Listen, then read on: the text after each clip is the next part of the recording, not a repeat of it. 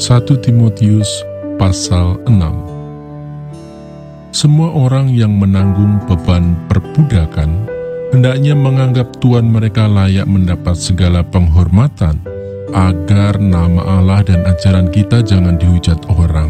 Jika Tuhan mereka seorang percaya, janganlah ia kurang disegani karena bersaudara dalam Kristus, melainkan hendaklah ia dilayani mereka dengan lebih baik lagi, karena Tuhan yang menerima berkat pelayanan mereka ialah saudara yang percaya dan yang kekasih. Mengenai penyakit bersilat kata dan mengenai cinta uang, ajarkanlah dan nasihatkanlah semuanya ini. Jika seorang mengajarkan ajaran lain dan tidak menurut perkataan sehat, yakni perkataan Tuhan kita Yesus Kristus, dan tidak menurut ajaran yang sesuai dengan ibadah kita, ia adalah seorang yang berlagak tahu, padahal tidak tahu apa-apa.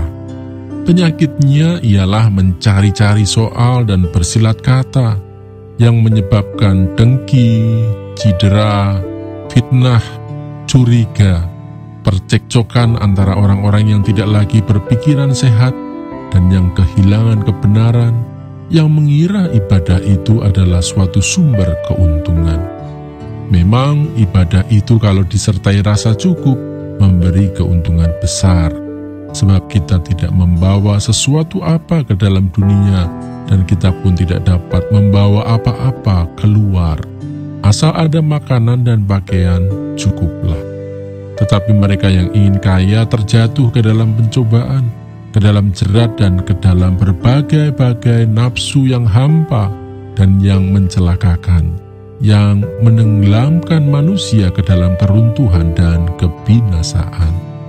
Karena akar segala kejahatan ialah cinta uang, sebab oleh memburu uanglah beberapa orang telah menyimpang dari iman dan menyiksa dirinya dengan berbagai-bagai duka. Pesan penutup. Tetapi engkau, hai manusia Allah, jauhilah semuanya itu. Kejarlah keadilan, ibadah, kesetiaan, kasih, kesabaran, dan kelembutan. Bertandinglah dalam pertandingan iman yang benar dan rebutlah hidup yang kekal. Untuk itulah engkau telah dipanggil dan telah engkau ikrarkan ikrar yang benar di depan banyak saksi, di hadapan Allah yang memberikan hidup kepada segala sesuatu, dan di hadapan Kristus Yesus yang telah mengikrarkan ikrar yang benar itu juga di muka Pontius Pilatus.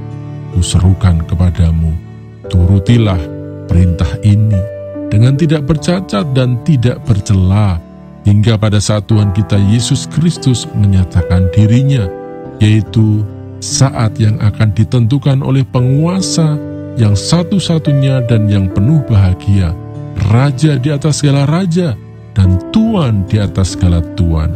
Dialah satu-satunya yang tidak takluk kepada maut, bersemayam dalam terang yang tak terhampiri. Seorang pun tak pernah melihat dia, dan memang manusia tidak dapat melihat dia. Baginya lah hormat dan kuasa yang kekal. Amin. Peringatkanlah kepada orang-orang kaya di dunia ini, agar mereka jangan tinggi hati dan jangan berharap pada sesuatu yang tak tentu seperti kekayaan, melainkan pada Allah yang dalam kekayaannya memberikan kepada kita segala sesuatu untuk dinikmati.